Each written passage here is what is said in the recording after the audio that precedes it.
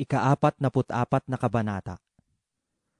Narinig namin ng aming mga pakinig, O Diyos, isinaysay sa amin ng aming mga magulang, kung anong gawa ang iyong ginawa sa kanilang mga kaarawan, ng mga kaarawan ng una. Iyong itinaboy ng iyong kamay ang mga bansa, ngunit itinatag mo sila. Iyong dinalamhati ang mga bayan, ngunit iyong pinangalat sila. Sapagkat hindi nila tinamo ang lupain na pinakaari sa pamamagitan ng kanilang sariling tabak. Ni iniligtas man sila ng kanilang sariling kamay, kundi ng iyong kanan at ng iyong bisig at ng liwanag ng iyong mukha, sapagkat iyong nilingap sila.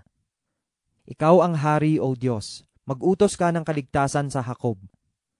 Dahil sa iyo'y itutulak namin ang aming mga kaaway, sa iyong pangalan ay yayapakan namin sila na nagsisibangon laban sa amin. Sapagkat hindi ako titiwala sa aking busog, ni ililigtas man ako ng aking tabak. Ngunit iniligtas mo kami sa aming mga kaaway, at inilagay mo sila sa kahihiyan na nangagtatanim sa amin. Sa Diyos ay naghahambog kami buong araw, at magpapasalamat kami sa iyong pangalan magpakailanman. Ngunit ngayoy itinakwil mo kami, at inilagay mo kami sa kasiraang puri, at hindi ka lumalabas na kasama ng aming mga hukbo. Iyong pinatatalikod kami sa kaaway, at silang nangagtatanim sa amin ay nagsisisamsam ng saganang kanilang sarili. Iyong ibinigay kaming gaya ng mga tupa na pinakapagkain, at pinangalat mo kami sa mga bansa.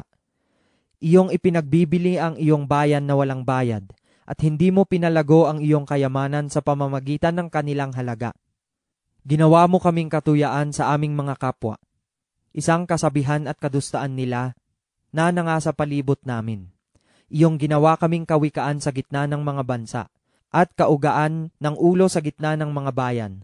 Buong araw ay nasa harap ko ang aking kasiraang puri, at ang kahihiyan ng aking mukha ay tumakip sa akin. Dahil sa tinig niya na dumuduwahagi at tumutungayaw, dahil sa kaaway at sa manghihiganti. Lahat ng ito'y dumating sa amin, gayon may hindi namin kinalimutan ka, ni gumawa man kami ng may karayaan sa iyong tipan. Ang aming puso ay hindi tumalikod, ni ang amin mang mga hakbang ay humiwalay sa iyong daan. Na kami ay iyong lubhang nilansag sa dako ng mga tsakal, at tinakpan mo kami ng lilim ng kamatayan. Kung aming nilimot ang pangalan ng aming Diyos, o aming iniunat ang aming mga kamay sa ibang Diyos, hindi ba sisiyasatin ito ng Diyos, sapagkat nalalaman niya ang mga lihim ng puso? Oo, dahil sa iyo ay pinapatay kami buong araw.